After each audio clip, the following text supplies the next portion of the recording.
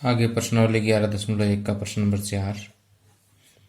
आधार 8 centimetre तथा ऊंचाई 4 centimetre के एक समद्विबाहु त्रिभुज की रचना कीजिए और फिर एक अन्य त्रिभुज की रचना कीजिए जिसकी भुजाएं इस समद्विबाहु त्रिभुज की संगत भुजाओं की 1 से 1/2 गुणी हो। तो यहाँ पर पहले आपको एक समद्विबाहु त्रिभुज की रचना करनी है जिसका आधार कितना हो 8 सेंटीमीटर और ऊंचाई कितनी हो 4 सेंटीमीटर। तो देखिए समद्विबाहु त्रिभुज की रचना कैसे करनी है। पहले तो आपने एक 8 सेंटीमीटर का एक रेखाखंड लेना है।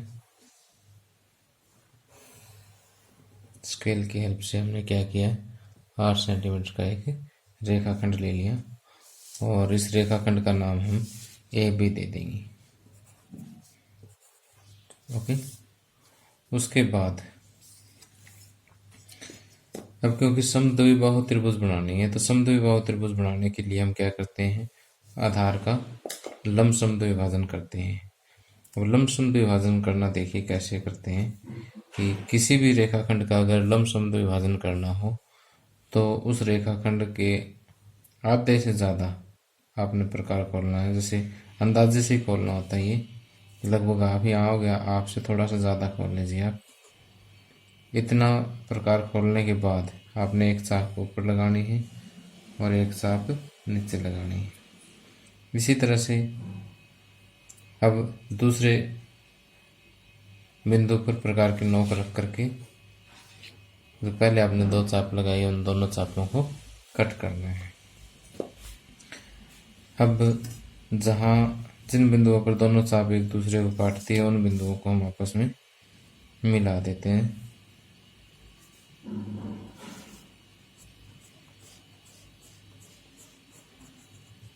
ओके, मिलाने पर ये जो रेखा आई है ये क्या है, ए बी का लंबसम द्विभाजन, लंबसम द्विभाजक है। अब देखिए कि यहाँ से ऊंचाई कितनी लेनी है, 4 सेंटीमीटर। तो आपने क्या करना है कि 4 सेंटीमीटर प्रकार खोलना है आपने। 4 सेंटीमीटर प्रकार खोल करके और जो समद्विभाजक है वहाँ प्रकार की नोक रखेंगे और ऊपर 4 सेंटीमीटर यहाँ से कट कर देंगे। ओके, तो अब इस बिंदु का आप नाम सी बिंदु दे दीजिएगा।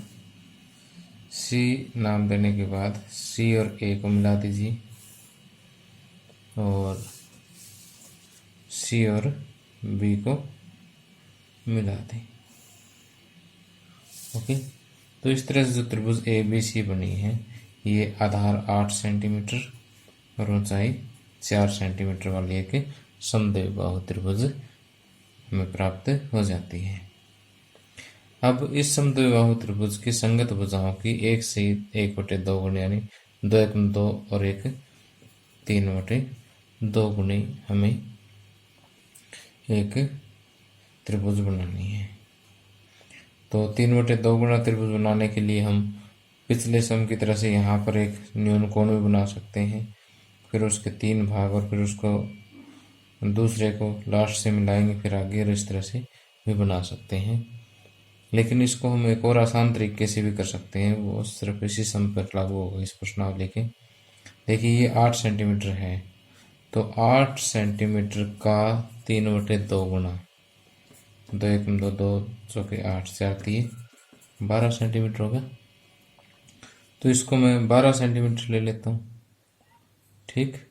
और फिर इसके पैरेलल हम एक रेखा और ड्रा कर देंगे। हमें तो इस ए बी सी की 1.5 गुणी त्रिभुज समरूप त्रिभुज जो है वो बनानी है, तो वो इस तरीके से भी बन सकती है। तो इसके लिए मैं क्या करता हूँ, ए बी को आगे बढ़ा लेता हूँ। ए बी को आगे बढ़ा लिया जैसे, तो 8 सेंटीमीटर तो ये है, इसको 12 सेंटीमीटर तक आगे बढ़ा देता हूँ। ओके, ठीक। अब इसे हम नाम बी डैश का दे देते हैं। यानी ए बी डैश कितना हो गया, 12 सेंटीमीटर हो गया। अब बी सी के समांतर बी सी डैश हम ड्रा करेंगे, जो ए सी को आगे बढ़ाने पर आपस में मिलेगी कहीं ना कहीं। तो इसके समांतर बनाने के लिए मैं क्या करता हूँ कि पहले यहाँ बी पर प्रकार के नोक रख करके एक चाप लगाता हूँ। ओके, अब उतनी ही बड़ी चाप जो आपने क्या करना है, बी डैश पर रख करके लगाने से इतनी बड़ी चाप। ओके, उसके बाद आपने ये साइज मापना है यहाँ से यहाँ तक। ओके, और उतने साइज की आपने यहाँ पर चाप लगा देनी है। अब ये लगाने के बाद बी डैश सी अपने ऐसे आगे बढ़ा देनी है, जो ए सी को आगे बढ़ाने पर ए सी को आगे बढ़ाने पर किसी बिंदु सी डैश पर मिलती है। तो इस तरह से जो त्रिभुज हमें A B dash C dash जो हमें प्राप्त हुई है, वो त्रिभुज ए बी सी की संगत भुजाओं की डेढ़ गुणी त्रिभुज प्राप्त हुई है।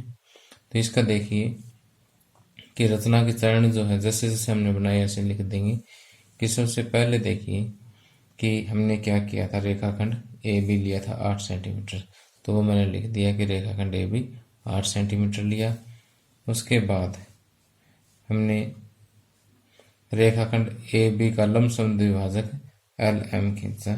देखिए ये एल एम इसका लंबसम द्विभाजक है, जो ए बी को बिंदु पी पर प्रतिच्छेद करता है। अब ए सी तथा बी सी को मिलाया। ओके, अब देखिए उसके बाद हमने क्या किया था, पी पे प्रकार की नोक रख करके 4 सेंटीमीटर प्रकार खोल ली और पी सी हमने 4 सेंटीमीटर कट की थी, तो हमने लिख दिया पी सी 4 सेंटीमीटर ली। अब सी तथा ए और सी और बी को मिलाया, तो इस तरह से हमें आधार 8 सेंटीमीटर और ऊंचाई 4 सेंटीमीटर वाली एक समद्विबाहु त्रिभुज ए बी सी प्राप्त हो गई। अब उसके बाद में हमने क्या किया था कि रेखाखंड ए बी को आगे बढ़ाया था और ए बी डैश 12 सेंटीमीटर ली। 12 सेंटीमीटर क्यों ली वो भी हमें यहाँ बता देना था कि 8 का 3/2 गुणा 12 सेंटीमीटर ही होता है। उसके बाद बी सी के समांतर रेखाखंड बी डैश सी डैश खींचा, जो ए सी को आगे बढ़ाने पर सी डैश पर प्रतिच्छेद करता है। तो इस तरह से हमें बी डैश ए सी डैश जो कि बी ए सी की 3/2 गुणा त्रिभुज है वो प्राप्त हो जाती है। तो अब देखिए यहाँ पर कि हम इसका रचना का औचित्य कैसे दे सकते हैं। रचना का औचित्य, रचना के औचित्य में देखिए कि हम ये कहेंगे कि बी सी क्या है, या B dash C dash B C के समांतर है। बी डैश सी डैश क्या है, बी सी के समांतर है, इसलिए त्रिभुज A B dash C dash A B dash C dash समरूप है त्रिभुज ए बी सी के। तो इसका मतलब ए सी डैश बाई ए सी बराबर A B dash by A B बराबर B dash C dash by B C, ये आपस में बराबर होगी। लेकिन A B dash by A B dash by A B किसके बराबर है, 12/8 के बराबर है। और इसको अगर आप कट करोगे तो 4 दूनी 8, 4 3 12, 3/2, या फिर 1 से ही 1/2 गुना। बस इसकी सिंपल सी एक्सप्लेनेशन है, दूसरी त्रिभुज का जिक्र करने की जरूरत नहीं क्योंकि अपन बना ही नहीं है वो। ठीक है,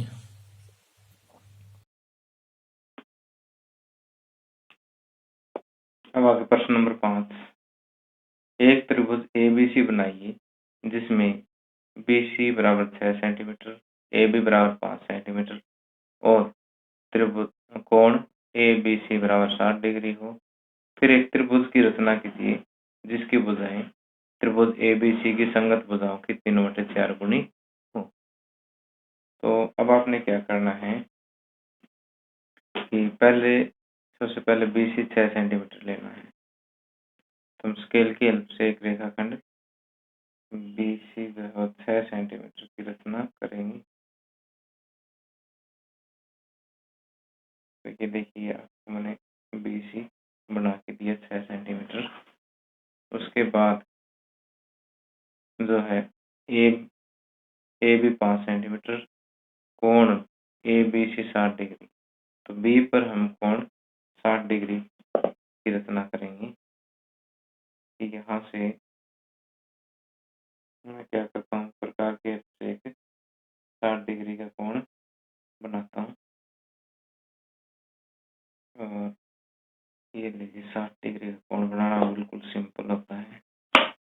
तो अब हम B से इसको आगे बढ़ा देते हैं। अब ए भी दिया हुआ 5 सेंटीमीटर, यानी यहाँ कहीं आपको ए मिलेगा B से 5 सेंटीमीटर की दूरी पर। तो हम एक 5 सेंटीमीटर लंबा चाप लेंगे। ये देखिए मैंने 5 सेंटीमीटर खोल दिया प्रकार, और 5 सेंटीमीटर प्रकार खोलने के बाद B पर प्रकार की नोक रखी और ये एक चाप काटी जो कि बिंदु ए का नाम देंगे। फिर ए और सी को मिला देंगे। फिर ए और सी को आपस में स्केल से मिला देंगे। तो इस तरह से हमारे पास एक ABC त्रिभुज बन गई है जिसका आधार BC कितना है 6 सेंटीमीटर, AB कितनी 5 सेंटीमीटर और ये कोण कितने डिग्री का है 60 डिग्री का है। अब हमें एक अन्य त्रिभुज की रचना करनी है जिसकी भुजाएं ABC की संगत भुजाओं की 3/4 गुनी है। 3/4 देखिए अब एक से छोटी भिन्न है, तो इसका मतलब इसके अंदर ही कहीं बनेगी। तो अब देखिए एक न्यून कोण हम यहाँ पर ले लेते हैं कोई भी अपनी मर्जी से। 3 और 4 में से सबसे पहले कैसी संख्या देखोगे, बड़ी संख्या देखो। बड़ी संख्या 4 है तो इसके ऊपर इसको किरण को मैं BX का नाम दे देता हूँ। यहाँ पर आप 4 एक समान रेखाखंड बनाएंगे। 1 2 3 और 4। इसको थोड़ा सा और आगे बढ़ा देते, एक बार रह जाता है छोटा भी।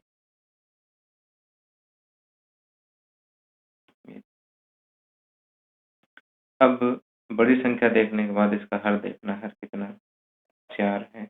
इसको आप नाम B1 B2 B3 और B4 नाम देंगे। तो अब B4 से लास्ट पॉइंट मिला दीजिए। जो हर वाली संख्या है उसके अकॉर्डिंग यहाँ से लास्ट पॉइंट आपने मिलाना है। अब इसके समांतर अंश कितना 3, B3 के ऊपर इसके समांतर एक रेखा आपने खींचनी है। तो यहाँ से एक चाप लगाई, उतनी बड़ी चाप आप यहाँ पर लगाएंगे। ओके, फिर आपने क्या करना है, ये वाला माप देना है कितना है, उतना ही यहाँ से आपने करना है। और उसके बाद B3 और इस चाप को आपस में मिला देना।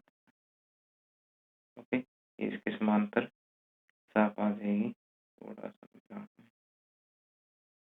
इस तरह से इसके समान B4C के समांतर B3, इसको आप नाम C डैश दे दीजिए। अब इसी तरह से CA के समांतर C डैश A डैश की रचना हम करेंगे। समांतर अगर बनानी है तो वही तरीका है कि पहले आप C पर प्रकार की नोक रखिए और इसके ऊपर एक अपनी मर्जी से चाप लगा दीजिएगा। ठीक, उतनी बड़ी चाप आप यहाँ C डैश पर प्रकार की नोक रखेंगे और लगा देंगे। फिर आपने ये वाला कोण मापना है, यहाँ से उतना ही चाप आपने यहाँ लगा देनी है। और फिर यहाँ सी डैश इसके नीचे आ गया, मैं दोबारा लिख देता हूँ। सी डैश पे से इस आपको मिला देना है। तो देखिए कि सी ए के समांतर आपको एक रेखा प्राप्त हो जाएगी, जो आगे जाकर के ए बी को ए डैश पर मिलती है। तो इस तरह से ए डैश बी सी जो हमें त्रिभुज प्राप्त होती है वो ए बी सी की संगत भुजाओं की 3/4 गुणी होगी। ओके, तो आइए इसकी रचना की चरण देखते हैं कि जैसे जैसे आपने बनाई उसी हिसाब से हमने लिख दिया कि एक रेखाखंड BC 6 सेंटीमीटर लिया, इसके बिंदु B पर 60 डिग्री का कोण की रचना की, B को केंद्र मानकर AB 5 सेंटीमीटर काटा तथा AC को मिलाया। इस तरह से हमें त्रिभुज ABC प्राप्त हुई। B पर न्यून कोण CB X बनाया और फिर BX पर चार समान रेखाखंड B1 B2 B2 B3 और B3 B4 अंकित किए। फिर आपने क्या किया, B4 C को मिलाया और फिर उसके बाद B3 C dash B4 C के समांतर बनाया। इसी तरह से C A के समांतर C डैश A डैश बनाया। जैसे जैसे आपने बनाया ऐसे ऐसे लिखना है। तो इस तरह से एक त्रिभुज A dash B C dash प्राप्त हुई, जो कि ABC की 3/4 गुणी है। अब देखिए इस रचना का जो औचित्य है